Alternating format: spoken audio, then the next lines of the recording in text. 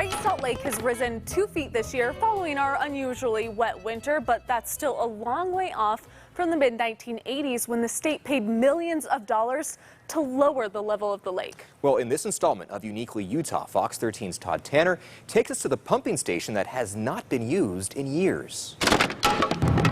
On the west side of the Great Salt Lake, yes, so it is quite remote. a rough dirt road Not tourist friendly at all.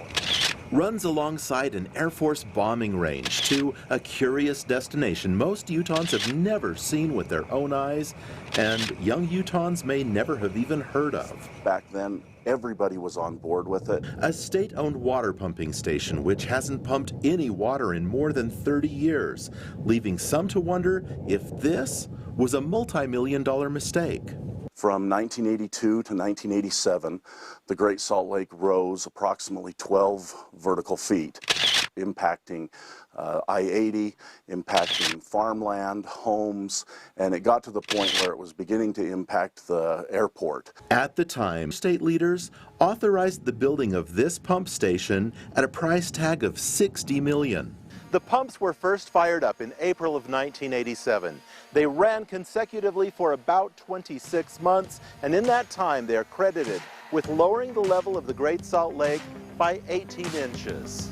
When the pumps operated, lake water went from the pump house into this man-made canal, which only has a little stagnant water now, and from there, millions of gallons of water flowed out onto the surface of the West Desert. You essentially created a lake that was almost the size of the original. Yeah. From above, it looked as though there were two Great Salt Lakes, but Mother Nature took over. The water on the desert floor evaporated long ago, and the Great Salt Lake has more or less been receding ever since, leaving the pumping station high and dry. So it may come as a surprise to learn the state still spends money on the pumping station. In fact, not a waste of money at all. About $10,000 annually for maintenance.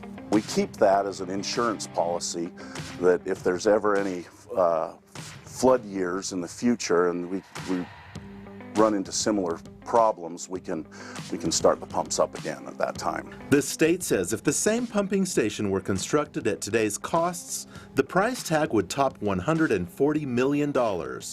And while it's hard to imagine the pumps will ever run again, It only took 5 years for the water level to raise 12 feet in the 80s. Todd Tanner, Fox 13 News, Utah.